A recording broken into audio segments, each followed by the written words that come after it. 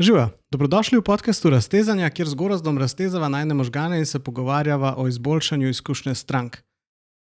In tole danes je drugi del najne Q&A epizode. V prvi epizodi, ki je polinkana spodaj, imate prvih 6 vprašanj in zdaj nadaljujeva. Če imate vi kakšno vprašanje, nama ga lahko zastavite na frodix.com/vprašaj in dajva kar štartati. Naslednje vprašanje nam je poslala Tanja in pravi, kateri so najbolj učinkoviti načini za zmanjšanje stopnje zapuščenih košaric in kako lahko avtomatiziramo proces ponovnega vključevanja teh potencialnih kupcev? Zdaj, dve zadevi, ki se mi zdita dosti taki, ki bi jih štartal takoj. Eno je zapuščena košarica kot taka kampanja, pa se mi zdi, ima še en del, ki ga vmes dostikrat pozabimo, je pa zapuščena blagajna ali pa checkout, recimo. Ne. Te dva dela lahko malo ločeš. Zdaj, kako danes to najbolj delati, je definitivno na način, da ti to delaš omnichannel. Kaj to zdaj omnichannel pomeni? Klasična zadeva je, pošljamo nekomu e-mail, pa bo mogoče malo povedal več o tem, kako bi se tega lahko lotil, in pol čakaš, da se bo karkoli zgodil. Poslal si mu pa mail, tole ste pustili v košarici in to je to. In nič več, kaj tukaj ne narediš. Vemo, ampak že sama oblika tega prvega maila vpliva na stopnjo konverzije. Tako je, že to. Eno je osnovni mail, kjer imaš samo tekst pa gumb, da nadaljuj brskanje, drugo je pa, da daš noter tudi seznam izdelkov, mogoče še kakšen recommendation model s podobnimi izdelki. Tako, to so pa že vse to so stvari za testirati. Za taktike, ko vse bi jih pa lahko uporabil, da jih dodaš. Se mi zdi, pol bi lahko uporabil, eno je prvo, dobiš zelo hiter ta mail, recimo ena taka primer, ene sekvence ali pa rečem enega zaporedja, ko bi se tega lahko lotil, je, da zelo hiter pošleš, po 1 uri.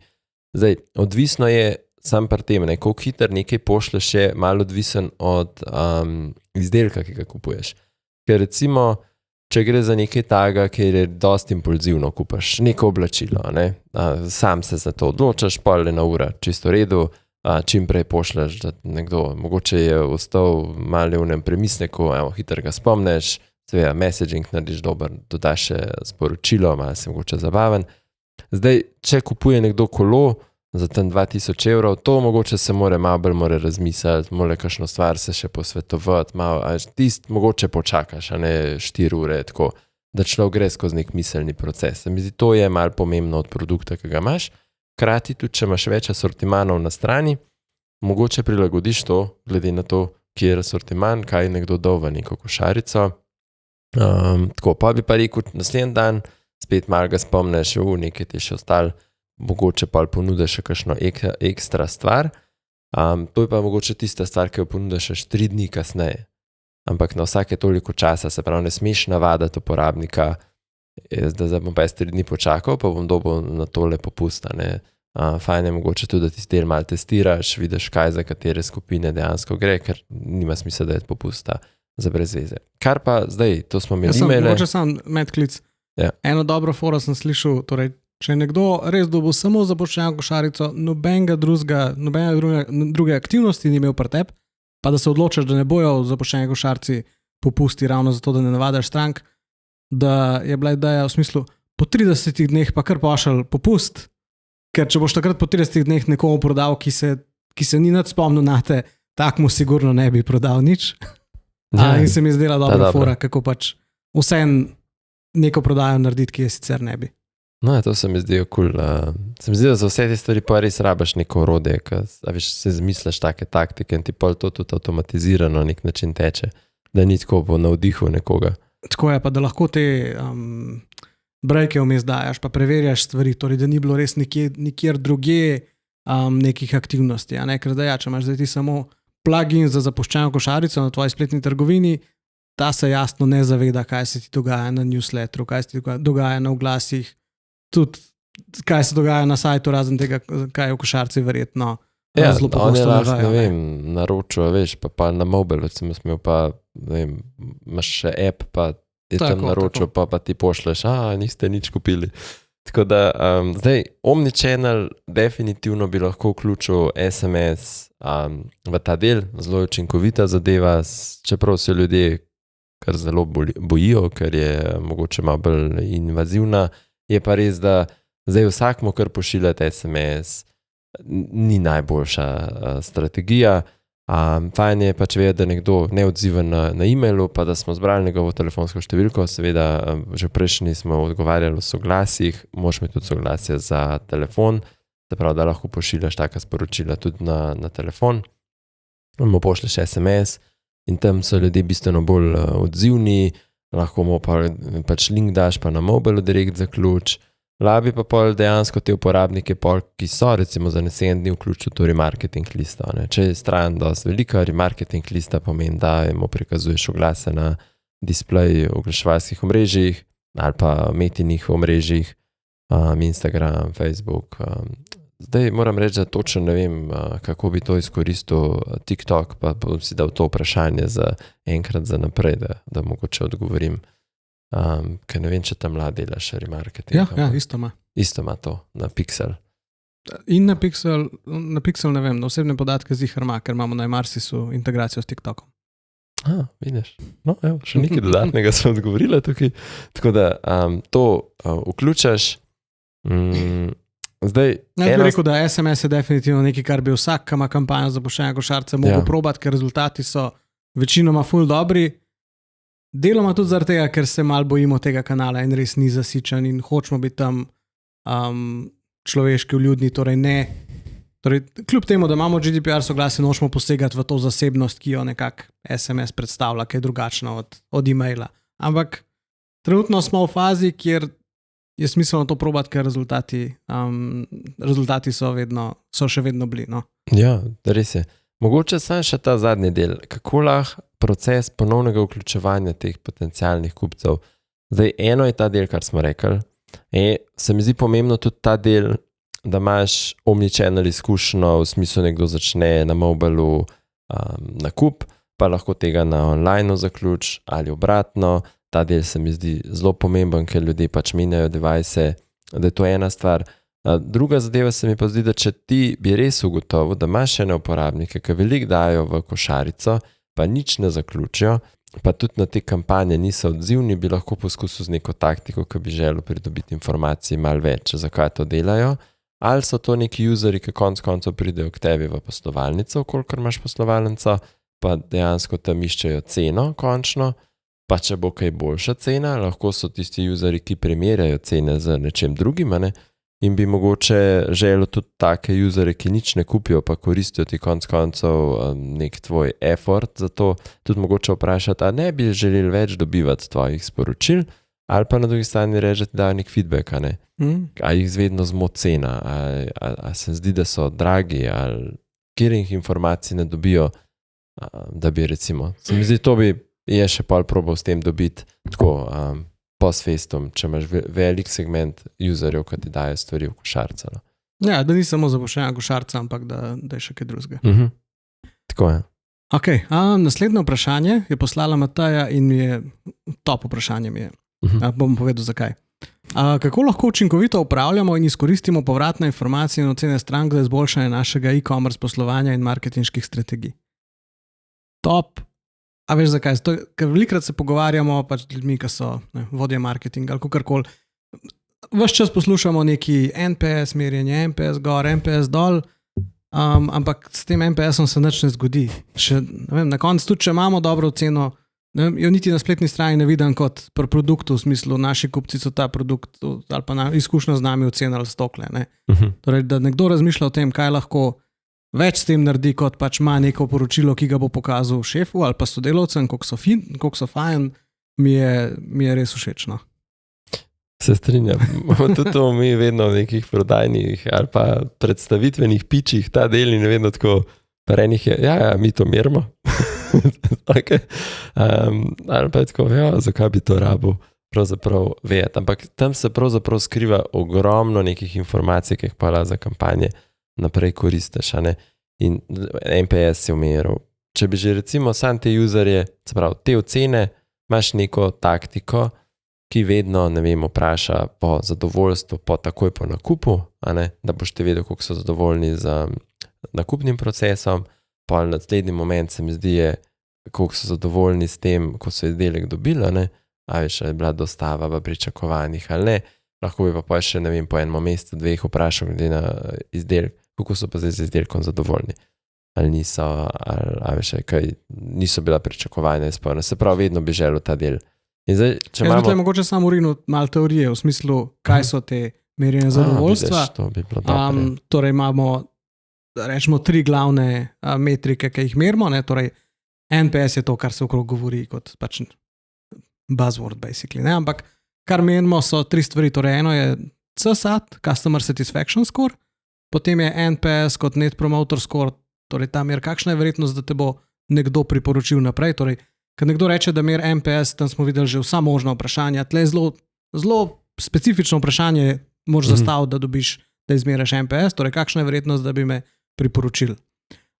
In pa ta zadnji je CS, Customer Easiness Score, oziroma torej to, koliko je bila enostavna izkušnja z nami.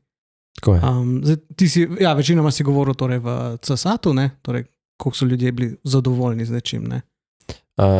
Zdaj v tem delu NPS bi vprašal, a veš, ko so izdelek dobili, rekel bi to izkušnjo, da si izdelek to dobil, da ne bi priporočil nas naprej. Ali pa z izdelkom, če si proizvajalec. Ne? Tako, ali pa z izdelkom. Kar pa mogoče narediš malo kasneje, ne takoj potem, ko ga je nekdo prejel. Ne?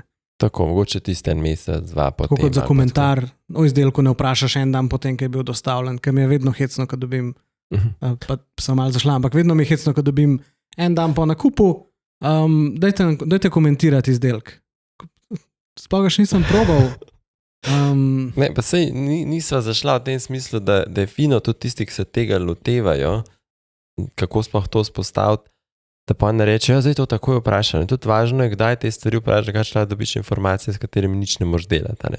Zdaj, če pa neki dava, ne vem, vse skupaj, tako malo, reče, vse to moš dati v nek sistem. Imaš nek sistem, mogoče, ki se ukvarja s tem, da to mer, pa je zelo integriran s tvojim, ne vem, CRM-jem, marketing automation sistemom, z vsem tem, kjer imaš centralne podatke o stranki, zraven pripeleš tudi te informacije, tudi zraven nekega izdelka, odvisno zdaj se pravi to, kar si ti rekel, kjer sprašuješ in pa lahko to uporabljaš, se pravi, najboljše če si res NPS sprašval, ki so rekli, da bi te priporočili. Ti daš kar v neko kampanjo, da probaš dobiti od njih priporočilo, veš, rečeš, ok, damo ti neko ugodnost tebi in tismu, ki ga pripelješ, pa malo zadeve porazdeliš. Pa imaš tiste pasivne, neko mestne, ki vedno rečem, so neke pasivne, tiste mogoče jim daš neko bolj splošno ponudbo, zato da se malo bolj engageajo, mogoče da prestopijo v ta del, da bodo še bolj zadovoljni. Takih je vedno malo, zelo malo. Ja, pa so pa oni, ki so nezadovoljni, ki je pa v bistvu kar dosti tak širok, veš, od ful nezadovoljnih do malo manj, pa se ljudje pač. S temi se pa moraš pravzaprav začeti ukvarjati. Ali z dodatnimi vprašanji vedeti, zakaj so nezadovoljni, ali jih mogoče, če ugotoviš, že to nek VIP segment, pa so nezadovoljni, pa prej niso bili, ne se taki, ki so dropnali, te pa mogoče probaš kar preklicati, veš, zelo tako, 1 na 1 probaš priti z njimi v stik, ker vemo, da dober glas se širi v 9. vas, slabši pa še ne 3-9 vasi naprej, tako da tega hočeš to preprečiti. No. Bi pa rekel, tako nekaj stvari si še malo zapisal, kar se mi zdijo pomembne, je, da iz teh informacij, ki jih dobiš, lahko komuniciraš strankam in da rečeš, lej, v produktu smo to pa to popravili na podlagi vaših feedbackov. Ker pa boš dal neko kredibilnost. Hvala, ker nam dajete vse te komentarje. Dejansko jih poslušamo, probamo dodati to v produkt, probamo dodati v proces komunikacije z vami. Tako, to res izkoristiš. Tako pač za marketing to lahko uporabiš, če zdaj greva, da ni sam, da je poleg ocene, NPS pa vprašaš, mogoče v drugem koraku še za komentar, ali pa si pri produktih komentar, probaš te komentarje uporabiti, ti si dal že primer na strani, ne vem, toliko ljudi bi nas, eno priporočali, eno da jim bilo enostavno kupiti, eno so bili pa res zadovoljni s tem izdelkom, tudi po 3 mesecih so to ocenili kot, ne vem, to so pa njihovi komentarji, ne vem, se vemo, Booking in v Travelu itak to, pogosto to spremljaš, no, se na Amazonu tudi vsi tisti reviewji pa to.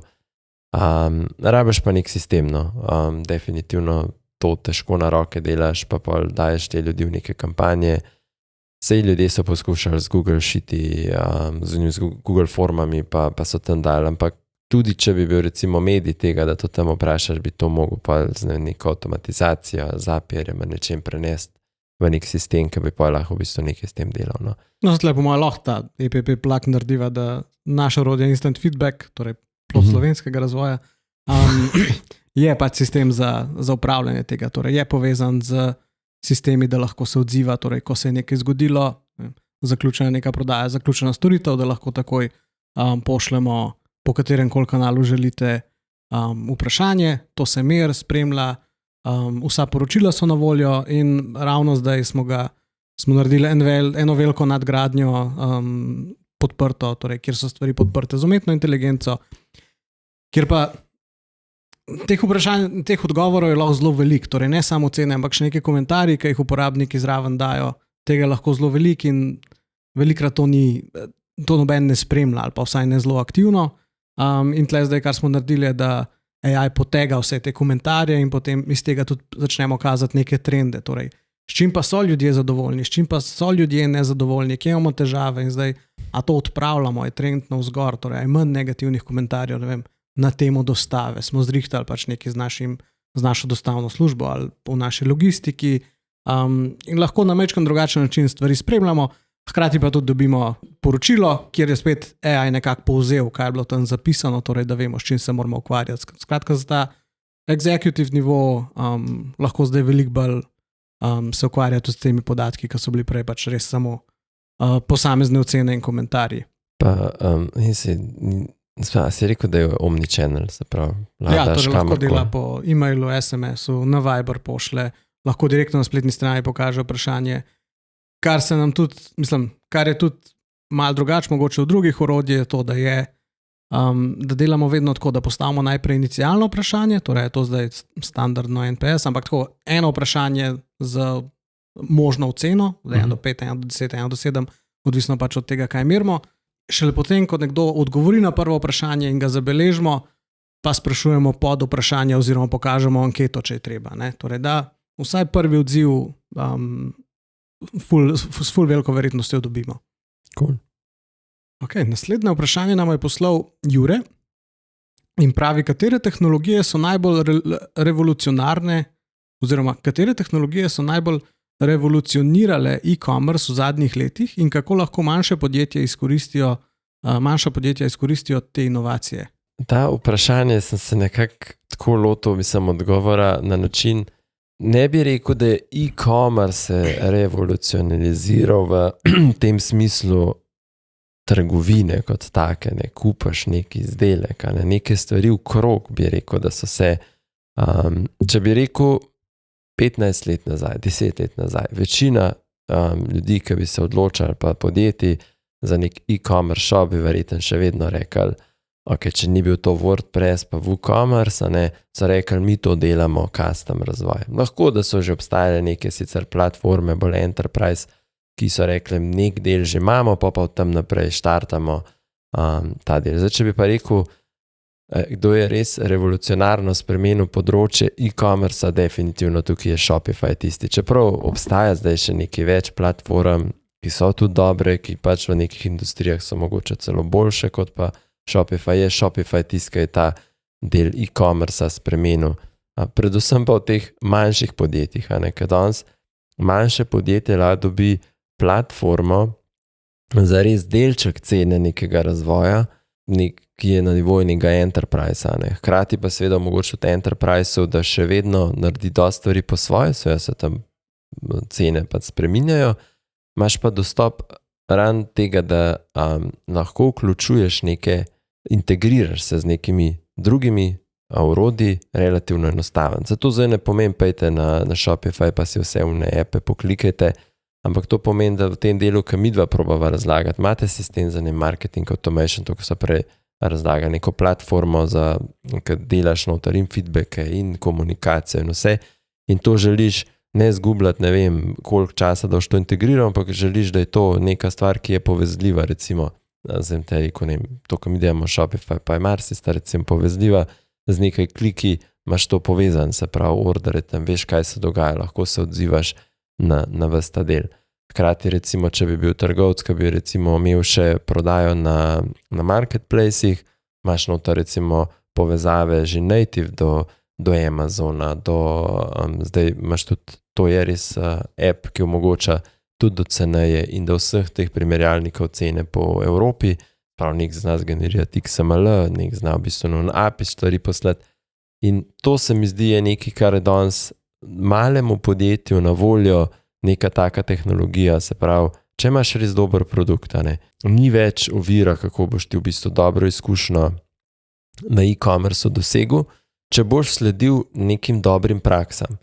Zdaj, če boš pa ti rekel, ja, moj proces je res ful drugačen, pol mogoče te platforme niso najboljše, tam boš mogel pa sam neke stvari si zamisliti. Drugače pa vpliv na te e-commerce ali pa kaj se dosti pojavlja, zdaj bom tukaj vsem razlagal, mogoče malo pristransko iz Shopifyja, je ta del, da AI prihaja kot pomočnik, se pravi, omogoča ti tem, da v bistvu delaš dobre naslove, se pravi, ti pomaga generirati neke naslove, opise ti pomaga generirati, zdaj, če imaš ti zelo velik nabor produktov, je to kar uporabna zadeva, da niso zdaj vsi oni brez opisov, pa tako, to pa tam opazaš, kaj delajo neki te e-commerce se pravi z marketplaci, pa še oni v bistvu dobijo XML produktov in pa veš, da je tam tak mal čuden prevod ali pa še kar note del HTML-ja ostal. To ti pomaga, da ti v bistvu rečeš, to je moj stil, bom na ta način opise delal, in si lahko malo drugačen. Pa rešiti marsikaj danes to, da se je ta plačilni promet ali pa payment gateway so vse poenostavili. Tukaj je Stripe tisk, ki ti omogoča zelo dobro izkušnjo, konec koncev. Rabiš sicer za Slovenijo pa še neke nadgradnje v smislu za tega, da si skladen z zakonodajo, se pravi, meta kocka in podobne stvari, da imaš pa vse te zadeve ali pa če imaš to iz svojega AirPa zrihtane stvari. To so stvari, ampak čisti payment gateway se mi zdi pa Stripe, ker relativno, ne vem, zadeve dobro so jih rešili, plus tega, da je recimo Apple Pay pa Google Payment isto na voljo prek tega, se pravi, če zazna, da je user to ima, pa da je v tisti državi na voljo. Tudi pa imaš razne te tako variante, kot so obročna plačila, Limpay, Klarna, to še vse lahko noter dodaš. To se mi zdi, da je taka revolucija iz stališča, da včasih si to lahko res samo v fizični trgovini naredil. Ja. Danes pa ne samo, da si upamo kupovati dražje stvari prek interneta, ki jih mogoče včasih nismo, ampak tudi to imaš možnost, da ga kupaš na obroke in ni več. Mislim, po mojem se na koncu še rečeš, da boš to financiral na tak način, da boš malo prej kupil, kot si pač mogoče mislil to privrčevati. Boš pogledal danes, a ponudnik ima, recimo, ne vem, če si Limpay uporabnik, še rekel, ima Limpay, vem, tole mi je easy to do, pa boš pa, ne vem, mogoče tudi za kakšen odstotek bil pripravljen ali pa zamenjati, veš, trgovca ali pa prvič kupiti, ne. In zdaj tukaj pa je trgovec mora nekaj iz tega narediti, če si prvič pri njemu kupil zaradi tega, ker je ti je ponudil Limpay, bi pač ga želel naslednjič zadržati, da pa pač pri tebi kupuje tudi ostale stvari, ne. To se mi zdi dosti pomembno. Tako, na teh delih se mi zdi, da je najbolj revolucionarno se spremenil to zdaj, ali tudi vpliva na to, ne vem, blockchain tehnologija in podobno, kar tudi s tem kupuješ. Tukaj se mnenja krešajo, jaz ti rekel, da ni zdaj to tako, da bo pa ljudje zaradi tega ful več pa tebi kupovali, ko si omogočil to, obstaja pa tudi tuli, ko ti to omogočajo, če misliš, da je to ta način. Ja, ne, jaz mislim, da dejansko celo manjši playerji lahko veliko nekih teh revolucij izkoristijo celo lažje kot neke večje podjetja, ki imajo ali neke zastarele sisteme ali neke custom sisteme, ker če ne drugega, ali je torej, del to nadgradnje, pa je to del Shopify Cora ali pa Cora tvoje rešitve, ki se razvija, ali pa pač, če smo na primeru Shopifyja, ali pa če govorijo o Shopifyju, pač ta bogat marketplace, kjer skozi prihaja nove stvari noter in zdaj, če imaš, jih je razmeroma enostavno aktivirati, dodati, testirati. Zdaj tako, cokla per Enterprise je definitivno ERP sistem. Se mi zdi, da ERP-i se dostikrat stvari, pa lahko so tam ljudje, ki super razumejo, kako bi nekaj delali, je cokla ERP sistem. Drugo bi pa rekel je vse računovodstvo. Zaradi tega, ker prideš ti z nekimi novimi načini plačila, pa to je treba vse procesno zadaj finančno zadeve podpreti. V tem smislu, da grejo pravi konti in vse tako. Cool. Naslednje vprašanje nam je postavila Petra in pravi, kako lahko učinkovito izkoristimo družbena omrežja za promocijo naših storitev in gradnjo zaupanja v panogi, ki velja za manj družabno, kot je na primer zavarovalništvo. To je izziv. Čeprav po drugi strani so teme res družabne, ko hoče nekdo ti nekaj prodati. Tako da tudi drugi se s tem ukvarjajo.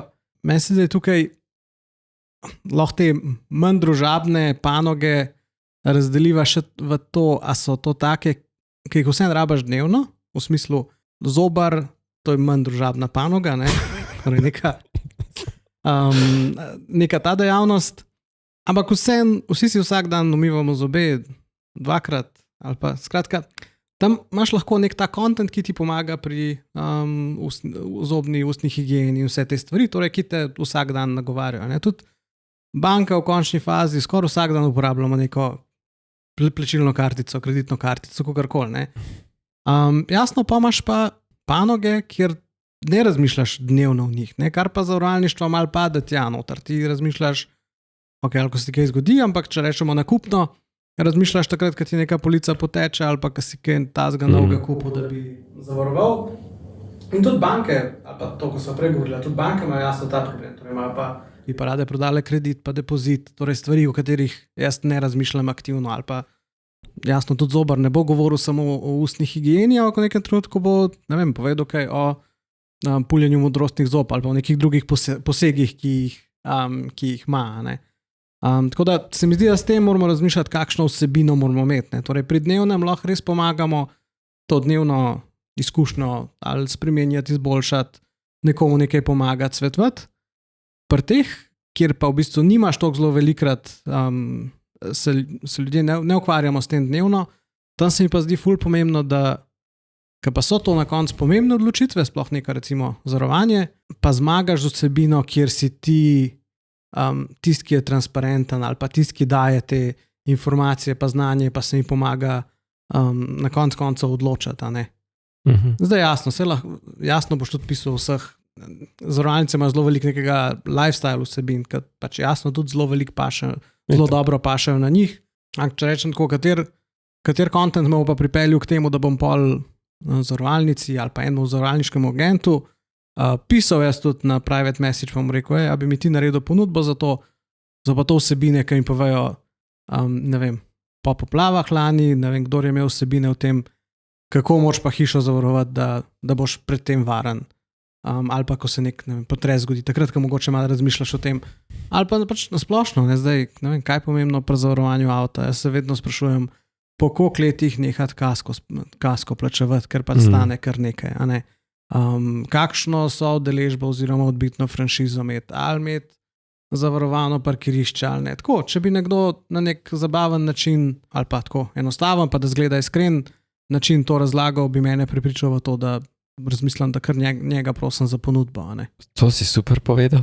Jaz bi tukaj samo ta del dodal ali pa probal nadgraditi, kar si ti že rekel, je ta avtentičnost, pa vse te nasvete, pa tako zabavni način, treba je biti malo bolj mogoče pogumen v tem, da na zabavni način ljudje hočemo nek vse entertaining content na teh družbenih omrežjih, lahko je to microlearning, lahko vse temu tako rečemo. Pa fajn je, res je dobro, da izpostaviš neke ljudi, Tudi da za enterprise okoljem stojijo neke osebe, Sej lahko so neki, liki, skozi katere ti komuniciraš, pa da to, da ne bo nekdo v marketingu se izpostavil. Če pa imaš nekoga, ki je, se to pripravljen narediti neko tako vsebino, da skozi tega komuniciraš, sej del te vsebine reče, 20%, na ta način se mi zdi, to bi jaz še zraven dodal. Malo tega lahko izkoristiš to, da zgodbe strank govoriš, ker ljudje radi poslušamo, zakaj so druge stranke zadovoljne, kjer njihov pain je rešilaš, pa se ti malo poidentificiraš. Če pa so oni, mi je pa to tudi zanimiv. Tako da to bi sam še dodal, drugače pa se mi zdi, rekel, dobre stvari. Hvala. Gremo na naslednje vprašanje. Janus nas sprašuje, katere strategije so se izkazale za najučinkovitejše pri povečanju stopnje zadržanja strank v B2B okolju, pa imamo spet B2B, in pa ali obstajajo bistvene razlike v primerjavi z B2C, torej retention rate, stopnja zadržanja stranke v B2B-u. Ja, zdaj jaz sem si to malo posegmentiral, kaj bi delal, da bi zadržal. Eno, če grem tako malo strukturirano, eno so personalizirana komunikacija in podpora. To imaš recimo Salesforce, ima neko orodje, ki reče, kdaj ven, ali pa tudi Emarsis ima to orodje, daj najboljši čas, da ti z nekom komuniciraš, preko katerega kanala, kjer ti posebine pač skozi to ven ugotoviš in pol načeloma si bolj relevanten, bolj na pravih kanalih, če veš, da z nekom imaš super odnos, ne vem, na WhatsAppu, na koncev, z drugim pa po mailu komunicirata, je pač fajn, da to slediš, s tem pa tudi res gradiš odnos, ker to je pač pomembno. Eno pa retentionu se mi zdi, da je ta izobraževanje strank, te ima HubSpot, recimo ima primer te akademije, ki želi, da tisti, ki delajo za orodjem kot je HubSpot, ga znajo dobro uporabljati, da vejo, kako se kakšni featurji uporabljajo. Če boš ti znal to orodje uporabljati, če boš vse featurje znal, ti boš imel občutek, da ti prinaša korist. To se mi zdi ena taka zadeva. Zdaj, en del je pol, če imaš to možnost, je prediktivno reševanje nekih težav ali pa redni, ne vem, pregledi nečesa. To IBM recimo dela, da ima neko prediktivno analitiko, pa zna predvideti, kdaj bo nastala neka težava, pa že stranki, ne vem, proaktivno do njih pristopa. To je primer teh dvigal, imajo te veliko teh senzorjev, imaš tudi noter, pa reče, zdaj bi bilo pa, ne vem, 80% verjetno, zdaj treba ta del zamenjati, da ne bi zaradi tega se neko dvigalo ostavilo, pa to pomeni neke dodatne stroške. Pa imaš, bi rekel, ta del je preneseš na osebne stike, pa na strokovnost, pa nek osebni odnos, recimo Deloitte, pa tudi mi to delamo, povabimo ključne stranke, če še niste, na neke dogodke, ki so res namenjeni za zelo ozko skupino strank, kjer podamo neko znanje, ali pa je to v bistvu neka bolj mastermind oblika druženja, v smislu želimo jih nekaj naučiti in v bistvu neke stvari tudi predstaviti, kako bi lahko dosegali tudi kakšno stvar tako, ki je bolj ekskluzivna, probamo jim v bistvu dati neko informacijo. Ena stvar je, da se lahko na podlagi, ne vem, vsega, kar stranko komunicira, začneš prilagajati neke produkte pa storitvenim. To bi bilo recimo, da bi se potem še bolj retention povečal, če znaš ugotoviti iz tega ven.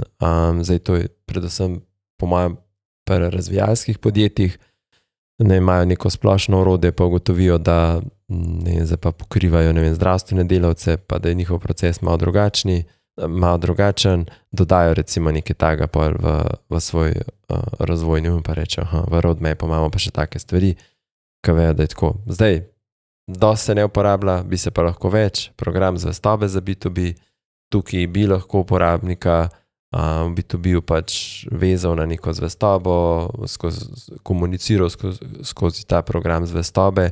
Tukaj ponavadi ni na teh točkah, pa to tukaj gre pa zelo na tem nekem izkustvenem delu, se pravi, da se oni več engageajo, če se več engageajo, recimo da dobijo neke ekskluzivne koncev ugodnosti ali pa tudi dostop do nekih novih produktov, ki jih delamo prej kot ostali, imaš tako način. Mi je pa dobra stvar od Adobija, oni komunicirajo na način, da komunicirajo, kakšen ROI si ti dosegel z njihovimi orodji in imaš način, ne vem, vsak 3 mesece recimo komuniciraš, z našimi orodji ste zdaj dosegli tak ROI. In vedno je ta pričakovanja, ko vsak tak v biznisu nekaj kupuje z nekimi pričakovanji, pa recimo, da pri marketingu je pa sploh to, da hočeš imeti nek return on investment in če ti komuniciraš to smer, rečeš, ok, zdaj ste pa, ne vem, na 85% tega, ampak ne vem, niste pa tega teh aktivnosti še poskusili narediti, a bi želeli to narediti, rečeš, tukaj imate portal, ki se lahko sami naučite, a bi mogoče želeli, ne vem, pa da vam pomagamo, pa bi šli pol na to. In zdaj pol neko tako, še ena stopnja je pa mreženje, pa skupnost, kjer lahko pol gradiš Apple ima zelo veliko developer skupnost, Slack ima tudi developer skupnost, Google, ne vem, te dogodki, pravzaprav Google I.O. je namenjen za developerje, ne. Ti ljudje so v tej skupnosti, želijo, ne vem, dobiti prvi release, da jo pa ga razvijali in če teh ljudi ne bi bilo, če ne bi bilo tega engagementa, pač ne bi bilo takega razvoja, ne vem, teh velikanov na koncev, ne. Tako da to bi jaz dal za ta del. Okay. Ja, izčrpno in strukturirano. Gre kar naslednje vprašanje. Maja naj sprašuje. Naše podjetje hitro raste, naš marketinški sistem pa ne dohaja naši rasti, kar poka po šivih prav. Kako naj vem, kdaj je čas, da zamenjamo našo obstoječo rešitev za nekaj bolj robustnega? Katere so tiste rdeče zastavice, ki kričijo, da potrebujemo nadgradnjo? Tako slikovito vprašanje. Ja. Ampak ja, evo, Maja, definitivno neki teh rdečih zastavic je, da ne moreš več zintegrirati podatkov, da to, kaj bi to pomenilo, da ne moreš več integrirati podatkov, recimo v en sistem imaš raztreseno vse po 5 sistemih, to kot je, mislim, da tukaj, da je to za nek tehnološki startup ali nek taga, če sem prav razumel še v tistem opisu prej, ki je bilo. In cvet, takrat, ker dodajaš neka orodja, rabimo za onboarding naslednjo stvar, mogoče razvijaš sezono na produktu, fokusiran, pa pač neke aplikacije dodajaš, in pa se ti kar naenkrat zgodi, da imaš neke podatke v Analyticsu, pa druge imaš nek CRM, ki ni integriran z drugim sistemom, pa za marketing še so nekaj tretjega, za e-maile nekaj drugega uporabljaš, pa še nekaj si kar v produkt dodal, in ko ugotoviš, da imaš vse povsod in da ne moreš spremljati dovolj učinkovito, je to nek red flag, ker se moraš začeti pogovarjati o tem, da bi pa rabil vedeti pravzaprav, kaj želiš doseči, po kakšne KPI-je boš spremljal in pa na koncu, kjer podatke sploh za to rabiš, da boš to dosegel, kako bi te podatke zdaj imel v enem sistemu, kjer bi bile ključne. To se mi zdi, je tako, red flag. Pol pa imaš mogoče vse to na enem mestu, pa gotovi, da nič ne moraš personalizirati. To je naslednja nek točka, ki se moraš vprašati, zakaj ne, ali nimaš pravi soglasi, ali si mogoče pa tvoje orodje sploh tega ne omogoča in si zdaj, če si decidiral za orodje, ne, ok, spet je čas, da zamenjaš orodje. Pol imaš pa mogoče vse podatke spet na enem mestu, pa si ugotovil, da ta orodje lahko dela zelo omejeno personalizacijo, nima pa nekih avtomatizacij, da lahko, ne vem, pripiše neke nove vrednosti, da je to zelo težko, ne zna z drugimi orodji spet komunicirati, pa recimo, ne vem, v CRM nekaj poslati, da se bo tam nekaj zgodilo, na stran nekaj dodati. To je spet nek red flag, po katerem bi pač mogel iskati neko orodje, da ti te zadeve reš. In mogoče zadnja stvar je, da imaš zelo, pa sem že na začetku povedal, zelo slab dashboard oziroma zelo slab pregled nad tem, koliko tvoj marketing pravzaprav neke dodane vrednosti ustvarja, ker imaš vse porazgobljen po nekih sistemih, sicer lahko z nekimi Exceli pa uvozi, izvozi, sicer prideš do nekega reporta, ki pa relativno statičen, takrat, ko ga narediš, pa spet naslednjič boš ogromno časa porabil, želel bi pa ti, kot ne vem, neko hitro rastoče podjetje, imeti to na dnevni bazi dostop do teh podatkov in se tudi na njih možnost odzivati v, reč, temu realnem času. To so, ne vem, imaš še ti kakšen tak. Ja, mogoče bi sam dodal, da eno je, ki je rekla, da hitro rastejo, ne, to velikrat pomeni vstop na nove trge. Tle je recimo marketinški sistem, a ima dobro podporo za več trgov, za več jezikov, ker to je nekaj, kar ti lahko vse enkrat nekaj časa prihrani, če lahko ti, ne vem, mail enkrat postaviš, ga narediš v večjih jezikih in samo enkrat pošleš celi bazi, ne glede na to, kateri jezik nekdo govori, pa da se pošle personalizirano. Druga stvar je pa, mislim, verjetno spet povezana z rastjo, no, torej, a je orodje podpira procese, ki jih ti imaš v marketingu oziroma tako, kako pa šparati čas ekipi, no. To je nekaj, kar tudi mi, kad delamo neke audite, eno je, da pogledamo, kaj bi radi delali, pa kaj je skladno z neko strategijo, drugo je pa, kaj so neki kradljivci časa v procesih, no, in tam probamo iskati neke rešitve, da bi nekdo ne porabljal čas za neko stvar, ki se jo da mogoče avtomatizirati. Ok, potem imamo Žana, ki nas sprašuje, vsi govorijo o personalizaciji, tudi midve, ampak iskreno nimam pojma, kje sploh začeti. Kakšna znanja in orodja pravzaprav potrebujemo za učinkovito personalizirano komunikacijo in če nimamo pravih ljudi, ali je outsourcing res dobra ideja, ali se s tem odrekamo nadzoru. Torej, ja, eno je pač personalizacija, to, kar mi zagovoriva, ni dovolj, da rečeš živijo gorast v mailu, to še ni personalizacija. Tako je. In za tako je treba vsem mogoče malo razmisliti, kaj pa kam je umestiti. Mhm. Drugo je pa še po mojem čisto ločen problem, torej to, nimamo pravih ljudi, zaposlenih, kaj so tle opcije. Sej tako, kot si rekel, ne, zdaj začneš personalizacijo, mogoče so tudi malo prej že v prejšnjem vprašanju, mislim, odgovor tudi dodala, pa če rabiš na enem mestu imeti vse te relevantne podatke, da boš na podlagi njih lahko razumel kontekst uporabnika in potem sveti neka tehnologija omogoča predvideti, kaj bi ta stranka rada ali pa ta kupec rad naslednjo stvar kupil, prek katerega kanala z njim komunicirati in pol, če si zdaj ne gremo še korak naprej, malo pomaga še zgraditi del osebine, ki bi bila njemu bolj zanimiva. Ne?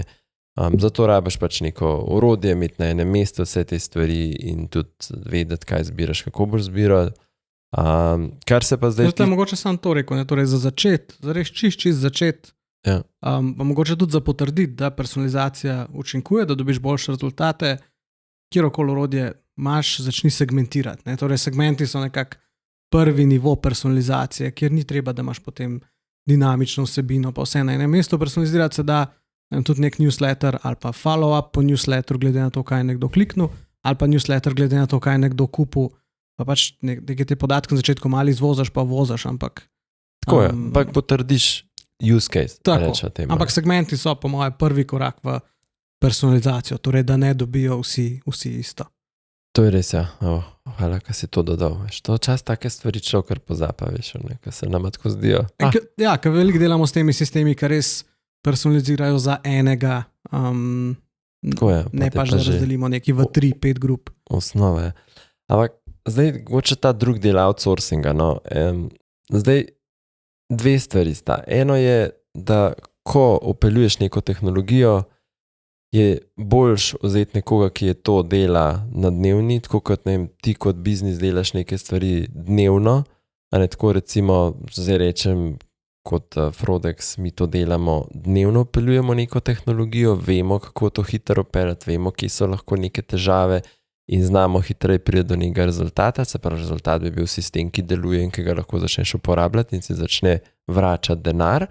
To je ključno, se mi zdi. Na drugi strani pa kako s temi procesi začeti, recimo ASOS je začel s personalizacijo, ki je dosti znan potem, da veliko taktik uporablja za personalizacijo, čisto na način, da so nekoga na začetku najeli, tudi da jim je zintegriral nek sistem, pa jim vzpostavil neke osnovne personalizacije, s katerimi so začeli, pa so pa nekaj časa delali paralelno, da se je v bistvu ta ekipa ASOS-ova tudi naučila to delati in potem so to prenesli pol v svojo operacijo in začeli v bistvu nadgrajevati, ker veš, kot brand še vedno bolj poznaš mogoče tvojega kupca, veš, kakšen je v bistvu tvoj brand strategija in so pač lahko še ta del noter ukomponirali. Ne.